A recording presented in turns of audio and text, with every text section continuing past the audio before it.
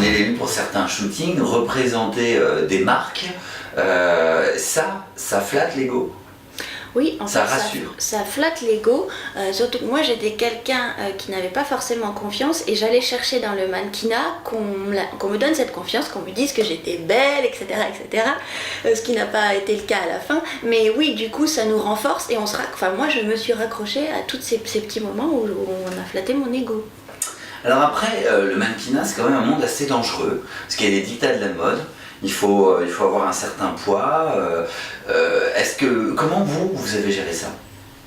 Je dirais assez mal parce que j'ai pris les choses vraiment au pied de la lettre et j'étais une éponge et j'enregistrais beaucoup les critiques pendant les castings qu'on me faisait et je les prenais pour moi. Je suis pas arrivée à faire cette distance entre ce qu'on disait de mon image et ce que je pouvais être. Pour vous, pourquoi vous n'arriviez pas à faire cette distance? Je pense que j'étais trop sensible à ce qu'on pensait de moi et que j'allais trop chercher quelque chose que je ne me donnais pas. Cet amour-là, j'allais le chercher. L'amour que j'avais pas, j'allais le chercher à l'extérieur. C'est très psy finalement. Et je pouvais pas le trouver dans un milieu comme ça aussi difficile. Donc voilà. Mais finalement, ça sert toujours une expérience comme ça. Aujourd'hui, c'est fini. C'est fini pourquoi? C'est fini. Ça s'est fini quand j'avais 26 ans parce que justement, je me trouvais vieille par rapport au milieu et je me trouvais moche et donc je me suis dit un tel constat à ton âge, tu démarres mal dans la vie, il faut que tu réagisses, tu peux pas, tu t'es fait assez de mal comme ça, le jeu n'en vaut pas le mal que Au-delà du mannequinat, vous aviez envie d'autre chose parce qu'on sent le journalisme très présent dans votre récit. Et aujourd'hui d'ailleurs votre approche c'est assez logique. C'est vous qui écrivez le bouquin, donc il y a l'écriture dans votre vie. Oui, tout à fait. J'avais besoin de m'exprimer autrement que par le paraître et je pense que cet électrochoc avec cette image de moi-même rabaissée m'a fait carrément basculer. Pourquoi vous avez souhaité parler de l'envers du décor de ce milieu cruel? Vous aviez un message particulier au lecteur?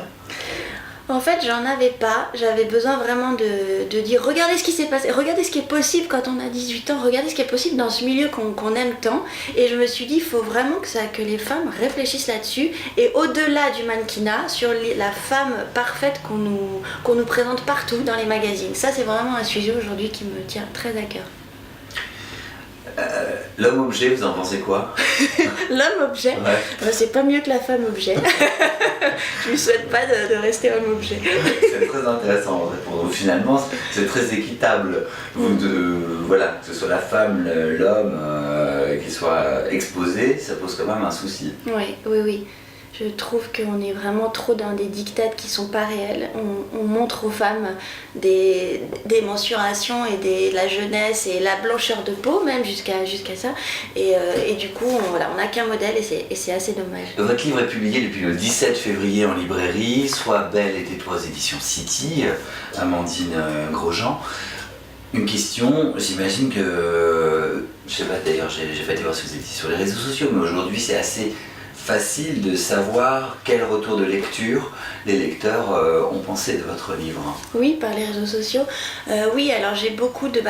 en premier, j'ai eu des copines mannequins ou des mannequins même que je ne connaissais pas qui m'ont dit c'est dingue, je me retrouve dans ce que tu écris, dans les émotions. Et ça fait de la peine parce ça fait de la peine et c'est rassurant. En même temps, on se dit qu'on n'est pas seul, mais on se dit c'est vraiment partagé.